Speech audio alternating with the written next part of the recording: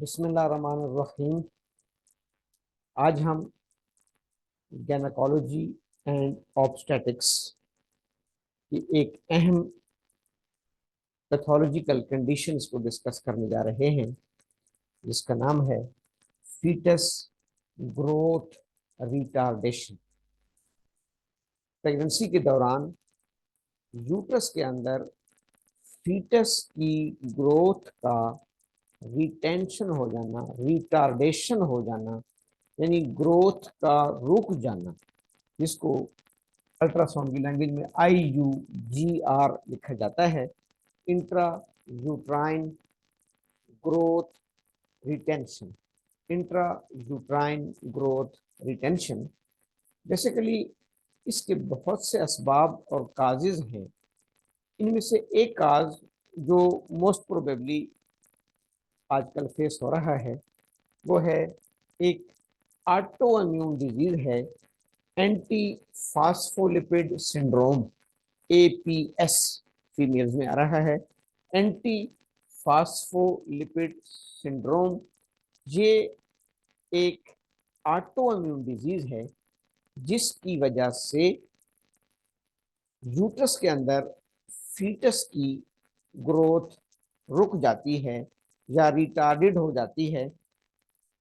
कुछ स्लाइड्स के जरिए अब हम इसको चेक करते हैं कि ये सिंड्रोम क्या है और इसमें क्या होता है।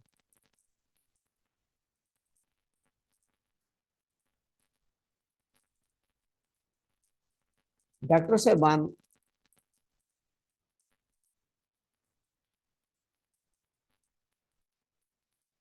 आज का हमारा टॉपिक जैसे retarded foetal growth due to antiphospholipid syndrome, जैसे कि आपको स्क्रीन शेयर पे नजर आ रहा होगा।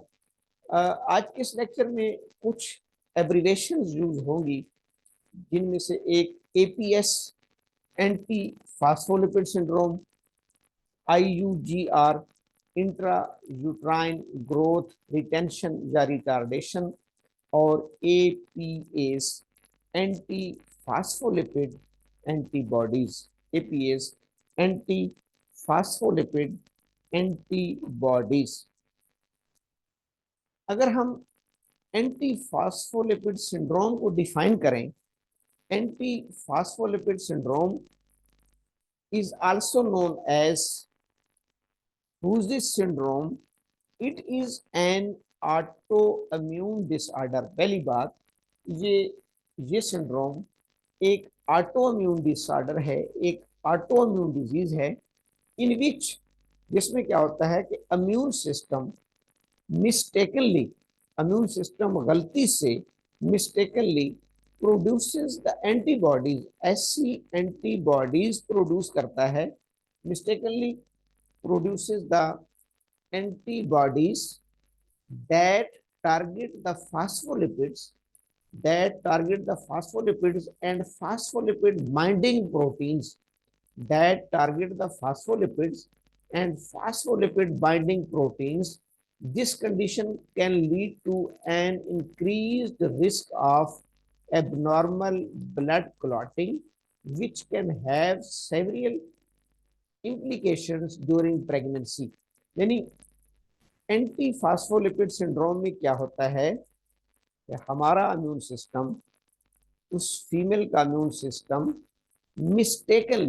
मिस्टेकनली अटैक कर रहा होता है, प्रोड्यूस कर रहा होता है कुछ ऐसी एंटीबॉडीज। वो एंटीबॉडीज अटैक करती हैं, टारगेट करती हैं फास्फोलिपिड्स और फास्फोलिपिड बाइंडिंग प्रोटीन्स को। हमारी बॉडी के अंदर फास्फोलिपिड्स, आगे हम थोड़ा सा उसको देखेंगे, हर सेल की बेसिक रिक्वायरमेंट होती है, और phospholipid binding proteins are very very important proteins. उन प्रोटीन्स को इम्यून सिस्टम टारगेट करता है, इम्यून सिस्टम की एंटीबॉडीज टारगेट करती हैं। नतीजा ये निकलता है कि पेशेंट की ब्लड वेसल्स के अंदर क्लॉटिंग आना शुरू हो जाती है, ब्लड क्लॉट्स बनना शुरू हो जाते हैं, और यही एक कॉम्प्लिकेशन बन जाती है प्रेगनेंसी की, जिसकी वजह से फीटस की ग्रोथ रुक जाती है। जो उसके अंदर रिटेंशन आ जाती है, रिटार्डेशन आ जाती है। अब हम एंटी फास्फोलिपिड एंटीबॉडीज को डिफाइन करेंगे। Antiphospholipid antibodies are a group of antibodies, ये एंटीबॉडीज का एक ग्रुप है। आगे हम इनके नाम भी शेयर करेंगे। एंटीबॉडीज का एक ग्रुप है, मुख्तलिफ एंटीबॉडीज का एक ग्रुप है दैट टारगेट द फास्फोलिपिड्स। ये बात याद रखने वाली है कि वो फास्फोलिपिड और फास्फोलिपिड प्रोटीन्स को हिट करता है, which is characterized by the increased risk of blood clotting। उसका नतीजा क्या निकलता है? थ्रोम्बोसिस की शक्ल में। थ्रोम्बोसिस यानी इसमें जो सबसे ज्यादा कॉम्प्लिकेशन वाली बात है कि अगर ये एंटीबॉडीज बनना शुरू हो जाएं और इम्यून सिस्टम मिस्टेकनली रिस्पॉन्ड करे, तो ब्लड के अंदर क्या आना शुरू हो जाती है? Clotting, which is called thrombosis. यानी मुख्तलिफ ब्लड वेसल्स के अंदर थ्रोम्बोसिस का अमल बनना शुरू हो जाता है, ब्लड क्लॉटिंग आना शुरू हो जाती है। अब फास्फोलिपिड बाइंडिंग प्रोटीन्स क्या है? पहले हम इन डेफिनेशंस को क्लियर कर लें। एंटी फास्फोलिपिड सिंड्रोम, फिर हमने पढ़ा एंटी फास्फोलिपिड एंटीबॉडीज, फिर हो गई फास्फोलिपिड बाइंडिंग प्रोटीन्स। फास्फोलिपिड या phospholipid binding proteins are a class of proteins that have an affinity that have an affinity for and interact with that have an affinity for and interact with phospholipids। यानी ये phospholipid protein phospholipids के साथ interact करती हैं, which are class of lipid molecule. Phospholipid binding proteins play essential roles in various cellular process. हमारी body के मुख्तलिफ sales जो सेलुलर प्रोसेस कर रहे होते हैं, मसलन मेम्ब्रेन का स्ट्रक्चर, सेलुलर सिग्नलिंग, सेल्स को जो सिग्नलिंग आ रही होती है जिसकी बाद वो बॉडी की मुख्तलिफ केमिकल प्रोसेस करता है। इंट्रा सेलुलर ट्रांसपोर्ट, सेल के अंदर और सेल के बाहर चीज़ों का ट्रांसपोर्ट करना, इंट्रा सेलुलर ट्रांसपोर्ट। इन मुख्तलिफ प्रोसेस में ये फास्फोलिपिड बाइंडिंग प्रोटीन्स एक्ट कर रही होती हैं। अभी हमें इनकी अहमियत का अंदाजा हो गया। इन्हीं प्रोटीन्स को एंटीबॉडीज हिट करके डैमेज करती हैं और उसका रिजल्ट ये निकलता है कि ब्लड के अंदर क्लॉटिंग्स आना शुरू हो जाती हैं। नेक्स्ट में हम देखते हैं कि इसके फीटल ग्रोथ पर क्या इम्पैक्ट पड़ते हैं, क्योंकि आज का हमारा टॉपिक स्पेशली ये है कि अगर ये टेस्ट, ये सिंड्रोम पॉजिटिव आ रहा है फीमेल में, गायनेकोलॉजिस्ट और ऑब्स्टेटिशियंस ये वाला टेस्ट कराती हैं कि आया एंटी फास्फोलिपिड एंटीबॉडीज का टेस्ट पॉजिटिव है या नेगेटिव है। अगर ये पॉजिटिव आ रहा है तो अब हमें थोड़ा सा आइडिया हो गया कि ये क्या कर रहा है कि ऐसी एंटीबॉडीज हैं जो फास्फोलिपिड प्रोटीन्स को हिट कर रही हैं, उन पर अटैक कर रही हैं, जो सेल के मुख्तलिफ प्रोसेस के लिए जरूरी है। अब इसका प्रेगनेंसी के दौरान फीटस की ग्रोथ पे क्या इम्पैक्ट आएगा? One of the potential complications of APS during pregnancy is retarded foetal growth. यानी इस सिंड्रोम का, इस ऑटोइम्यून डिजीज का वैसे किसी भी बंदे में हो, मेल एंड फीमेल में, तो ये डेंजरस है, लेकिन स्पेशली प्रेग्नेंट फीमेल में अगर ये पॉजिटिव है, प्रेगनेंसी के दौरान एक प्रेग्नेंट फीमेल में अगर ये पॉजिटिव है, तो इसका सबसे बड़ा इम्पैक्ट क्या आता है कि ये फीटस की ग्रोथ को रोक देता है। Retarded foetal growth, also known as intrauterine growth restriction, जिसको हम IUGR कहते हैं। अल्ट्रासाउंड में अक्सर हमें ये लफ्ज मिलता है, IUGR ओपिनियन में नीचे आ रहा होता है, इंट्रा यूट्राइन ग्रोथ रिटार्डेशन या retention. IUGR occurs when a developing fetus does not grow। IUGR का मतलब है कि एक फीटस, एक डेवलपिंग फीटस की ग्रोथ रुक गई और उसने फर्दर ग्रो करना छोड़ दिया। Does not grow at the expected rate. जितनी आपको पता है कि गेस्टेशनल एज बढ़ती चली जाती है, ज्यों ज्यों प्रेगनेंसी प्रोग्रेस करती जाती है, तो फीटस के साइज और फीटस की ग्रोथ में भी इजाफा होना चाहिए, लेकिन उस प्रोपोर्शन से फीटस ग्रो नहीं कर रहा होता है। IUGR occurs when a developing fetus does not grow at the expected rate, resulting in smaller than expected size. फिर हमें अल्ट्रासाउंड बता रहा होता है कि फॉर एग्जांपल प्रेगनेंसी 22 वीक्स की है, 20 वीक्स की है, लेकिन फीटस की ग्रोथ इस हवाले से पीछे जा रही है, इस हवाले इस गेस्टेशनल एज के साथ प्रोपोर्शनेट नहीं कर रही, इस निस्बत से नहीं बढ़ रही, तो इसको हम कहते हैं कि ये IUGR हो गया है, इंट्रायूट्राइन ग्रोथ रिटेंशन हो गई है। तो आज के इस एंटी फास्फोलिपिड सिंड्रोम का इम्पैक्ट फीटस पे क्या आता है कि फीटस की ग्रोथ को ये रिटार्ड कर देता है और फीटस अपनी प्रॉपर जो है वो एक्सपेक्टेड रेट से ग्रो नहीं करता, resulting in smaller than expected size, जिसका नतीजा ये निकलता है कि वो अपने नॉर्मल साइज से छोटा हो रह जाता है। अब हम अगली स्लाइड में बढ़ते हैं कि ये जो एंटी फास्फोलिपिड सिंड्रोम है या ये जो एंटी फास्फोलिपिड एंटीबॉडीज हैं, ये फीटस की ग्रोथ पर या फीटस की रिटार्डेशन पर कैसे कैसे इनका इम्पैक्ट आ रहा होता है, किन किन रीजंस की बुनियाद पर ये ग्रोथ को रिटार्ड कर रही होती है। तो इसमें हमने देखना है कि पहला जो है ये कि ये प्लेसेंटल इनसफिशिएंसी, प्लेसेंटल इनसफिशिएंसी, जो प्लेसेंटा, आपको पता है कि यूट्रस यानी माँ के अंदर एक माँ है, कोई भी फीटस अपनी तमाम ज़रूरियात ज़िंदगी जिसमें न्यूट्रिएंट्स, ऑक्सीजन और अपने वेस्ट की ड्रेनेज है, वो तमाम चीज़ें उसने प्लेसेंटा से लेनी है। वो तमाम एक्सचेंज ऑफ मटेरियल्स फीटस अपने ब्लड की तमाम एक्सचेंज किसके साथ कर रहा होता है, प्लेसेंटल ब्लड के साथ।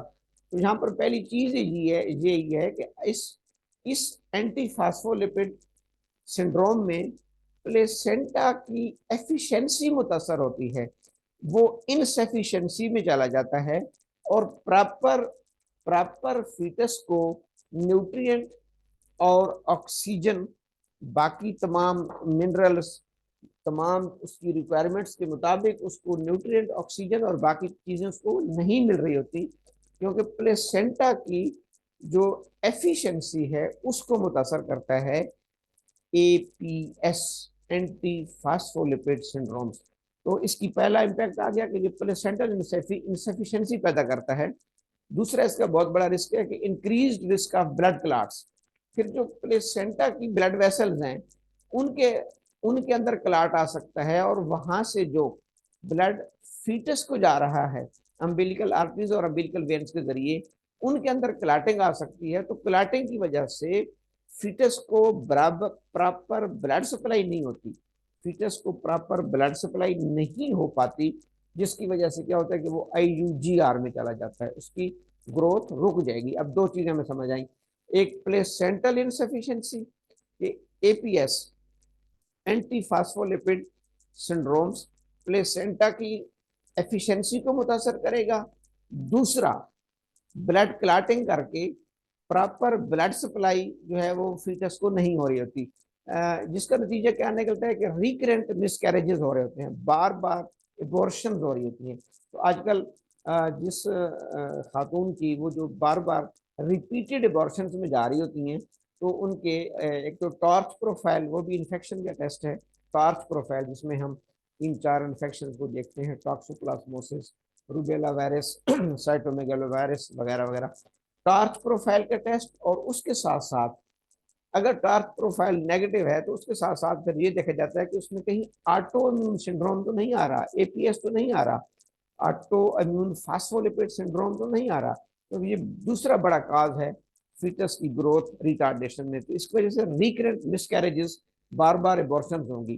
प्री एक्लेम्पसिया ये एक ऐसी कंडीशन होती है कि जिसमें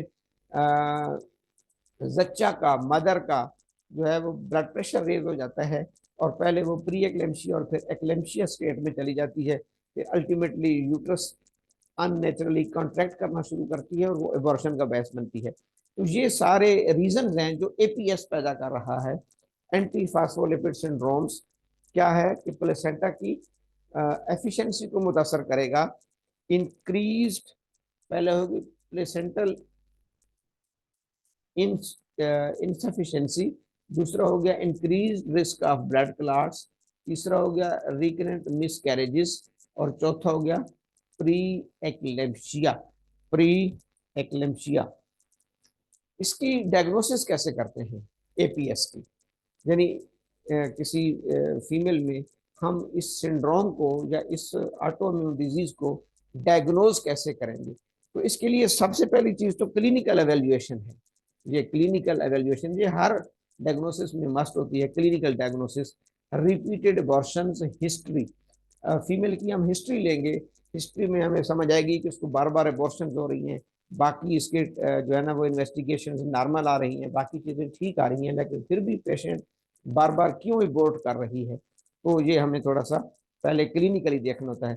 फिर उस क्लिनिकल ऑब्जर्वेशंस को या क्लिनिकल एवेल्युएशन को कंफर्म करने के लिए हमें लैब्स पे जाना पड़ता है, और लैब्स में ब्लड टेस्ट इसमें बहुत इंपॉर्टेंट है, जिसमें मुख्तलिफ, जैसे मैंने शुरू में कहा था कि group of antibodies, group of antibodies को देखना पड़ता है, जिसमें चंद फेमस एंटीबॉडीज इसमें ये हैं। Lupus anticoagulant LA test, lupus anticoagulant, anti cardiolipin antibodies ACA जिनको कहा जाता है, anti beta 2 glycoprotein antibodies, anti beta 2 glycoprotein antibodies, और एक एंटी फॉस्फेट टाइडेलेस्टीन या प्रोथ्रोम्बिन एंटीबॉडीज, प्रोथ्रोम्बिन। तो ये एक ग्रुप ऑफ एंटीबॉडीज हैं जो हम टेस्ट करते हैं। इनमें से अगर कोई एक भी पॉजिटिव आ गया, at least one type of antibodies अगर कोई एक भी पॉजिटिव आ रही हो, तो फिर ये सिंड्रोम होता है, और फिर इसको फर्दर एवेल्युएट किया जाता है। तो हम यानी रिपीटेड अबॉर्शंस, उसके बाद बाकी तमाम हिस्ट्री लेने के बाद अगर हम पहले क्लिनिकली डायग्नोज करेंगे कि क्योंकि बाकी इसकी तमाम चीज़ें नॉर्मल जा रही हैं, लेकिन पेशेंट फिर भी रिपीटेड अबॉर्शन में जा रही है, तो कहीं ये एपीएस ना हो। तो एपीएस के लिए क्लिनिकल डायग्नोज के बाद हम लैब टेस्ट पे जाएंगे, और लैब टेस्ट पे ये सारी एंटीबॉडीज को चेक किया जाता है। ये एंड पे मैंने एक रिपोर्ट शेयर की है, रियल रिपोर्ट है एक पेशेंट की। ये 32 ईयर्स की एक फीमेल है, ये 32 ईयर्स फीमेल, इसके दो एंटीबॉडीज चेक की गई हैं। एंटी कार्डियोलैपिन एंटीबॉडीज आपको ये नजर आ रही होंगी, एंटी कार्डियोलैपिन एंटीबॉडीज और एंटी फास्फोलिपिड एंटीबॉडीज, ये टेस्ट होता है एंटी फास्फोलिपिड एंटीबॉडीज। इसमें दोनों नेगेटिव आ रहे हैं, दोनों नेगेटिव। क्यों कि इसमें कट ऑफ वैल्यू 10 यूनिट्स पर ml, 10 यूनिट्स पर ml। पेशेंट के 1 ml ब्लड में, पेशेंट के 1 ml ब्लड में अगर इन एंटीबॉडीज के यूनिट्स 10 से कम आ रहे हैं, लेस देन 10 है, लेस देन 10 है, तो वो नेगेटिव होते हैं, और 10 से अगर ज्यादा है तो फिर वो पॉजिटिव होते हैं। यानी कम से कम 1 ml ब्लड में, 1 ml ब्लड में 10 units in antibody, international units जो होते हैं, 10 यूनिट्स इन एंटीबॉडीज के प्रेजेंट होने चाहिए। मोर देन 10, 10 और more than 10, then it is called positive, otherwise it is negative. अब इस पेशेंट में आप देख रहे हैं कि एंटी कार्डियोलाइपिन्स 3.54 आ रही हैं, और एंटी फास्फोलिपिड्स 5.23 आ रही हैं, 5.23। तो इसलिए ये दोनों नेगेटिव हैं। यानी इस फीमेल में एंटी फास्फोलिपिड प्रोटीन्स एंटीबॉडीज या एंटी फास्फोलिपिड सिंड्रोम्स नेगेटिव आ रहा है। टेस्ट हम इसमें यही कराते हैं स्पेशल केमिस्ट्री का।